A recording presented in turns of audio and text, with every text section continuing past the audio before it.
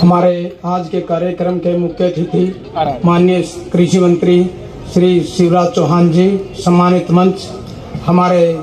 प्यारे poultry farm भाइयों और बहनों, मैं पोल्ट्री फेडरेशन ऑफ इंडिया की तरफ से आप सभी को नमस्कार करता हूं। Sir, poultry federation of India हमारे देश के पूरे पोल्ट्री सेक्टर की एकमात्र ऐसी एसोसिएशन है जिसमें poultry farmer, breeder farmer, feed Miller, integrator, medicine company, equipment company, doctor और साइंटिस्ट सभी पोल्ट्री फेडरेशन ऑफ इंडिया से जुड़े हुए हैं। सर, पोल्ट्री सेक्टर ये एकमात्र ऐसा सेक्टर है जो पिछले 2 दशकों से 8 से 10% की ग्रोथ से आगे बढ़ रहा है और यह ग्रामीण रोजगार का भी एक बहुत बड़ा साधन है और आने वाले समय में भी इसमें रोजगार की भरपूर संभावनाएं हैं। परंतु सर, जब भी कोई सेक्टर ग्रोथ करता है तो उसके सामने चुनौतियां होती हैं जो आज हमारे सामने भी हैं, और वह है मक्का की उपलब्धता और उसकी क्वालिटी। सर, जिस प्रकार पोल्ट्री सेक्टर 8 से 10% की ग्रोथ से आगे बढ़ रहा है और एथेनॉल प्लांटों में भी मक्का का रिक्वायरमेंट बढ़ रही है, पोल्ट्री फीड में मक्का सबसे अहम रॉ मटेरियल है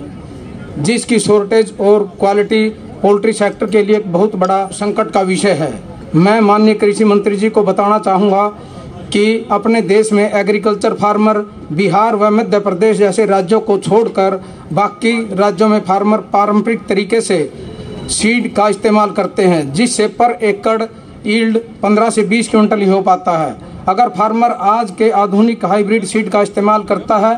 तो उसकी पर एकड़ यील्ड बहुत ज़्यादा बढ़ जाती है, और इसका एग्जाम्पल हम खुद हैं, क्योंकि हमने पोल्ट्री फेडरेशन ऑफ इंडिया की तरफ से 90 फार्मरों को प्रोत्साहित किया और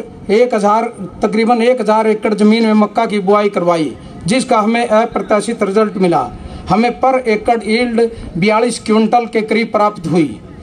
परंतु सर, इस चीज़ में एक बहुत बड़ी समस्या है बीज का प्राइस और उसकी अनुपलब्धता।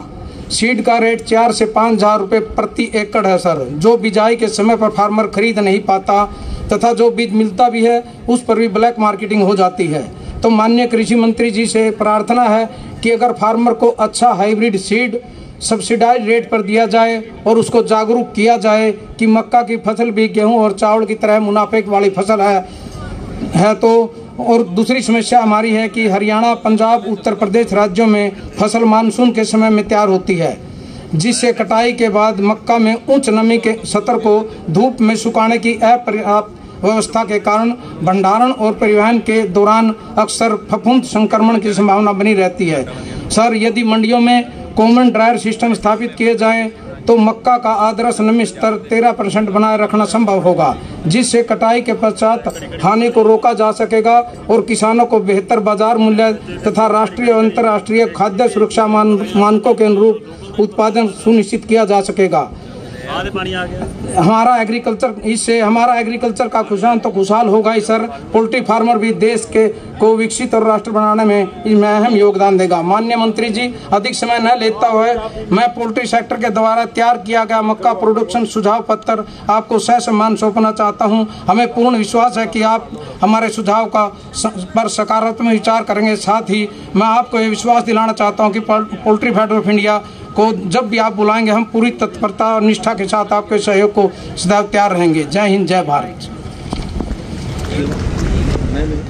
मैं अनुरोध करूंगी विजय सिंह जी से कि वे अपने स्थान पर ही समय की कमी को तहत रखते हुए 2 मिनट में ही अपने भाव